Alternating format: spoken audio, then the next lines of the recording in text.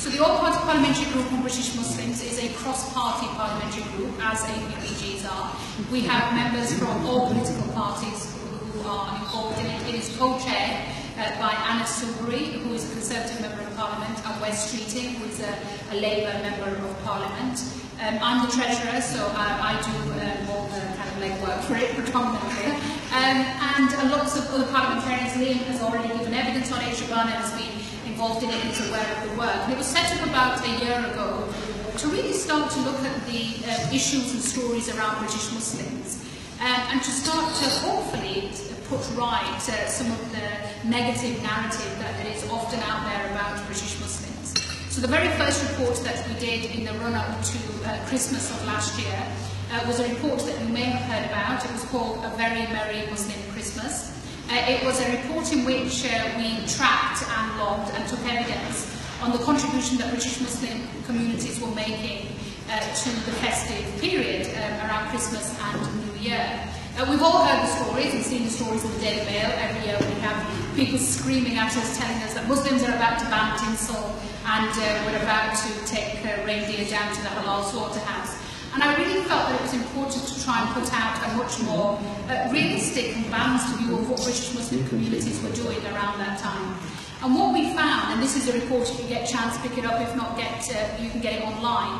What we found was that British Muslim communities across the country were doing everything from helping the homeless, feeding the hungry, providing shelter, providing befriending services, cleaning up streets, giving blood at blood banks. There was a whole plethora of work that British Muslim communities and charities were involved in.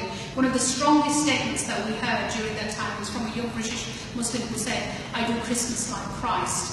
I do Christmas how it should be done in terms of looking after the vulnerable and the needy." And the report was incredibly well received by Cabinet and Shadow Cabinet, lots of parliamentary colleagues, and lots of media. Interestingly, the only people who didn't receive it very well were the far right, who said Muslims were now taking over Christmas by talking about a very, very Muslim Christmas. The second report that came out just before Easter was called Faith as the Fourth Emergency Service. Again, it's available online. That again took evidence of people who had British Muslims who were involved in the voluntary sector and the charitable sector. And what we found, I think one of the headlines for me on that report, was that in terms of domestic work from British Muslim charities, the majority of the donations and the majority of the volunteers were from British Muslim communities, whereas the large majority of recipients from that work domestically were not Muslim.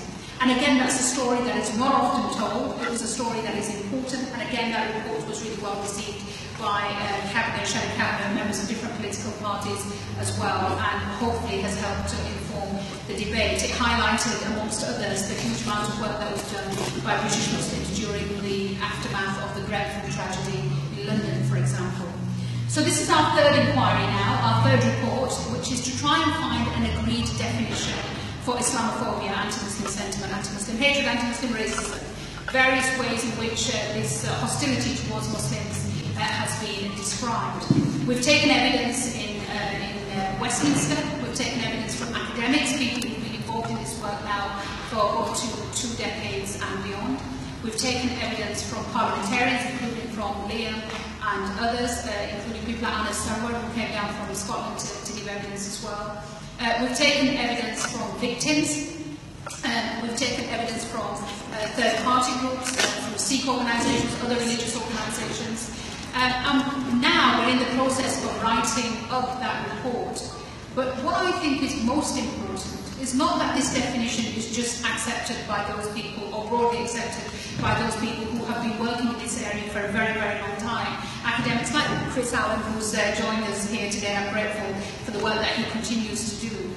Not just by parliamentarians who have campaigned on this issue for many, many years, like Liam and Shabana have done, and other colleagues in Parliament, but ultimately this has got to be a definition which is accepted by British Muslim communities themselves. They have to define how it is that they feel hostility is directed to them, and in which ways that hostility manifests itself. And that's why these interactive consultations with the community are absolutely crucial in forming the identity of what that report will eventually be.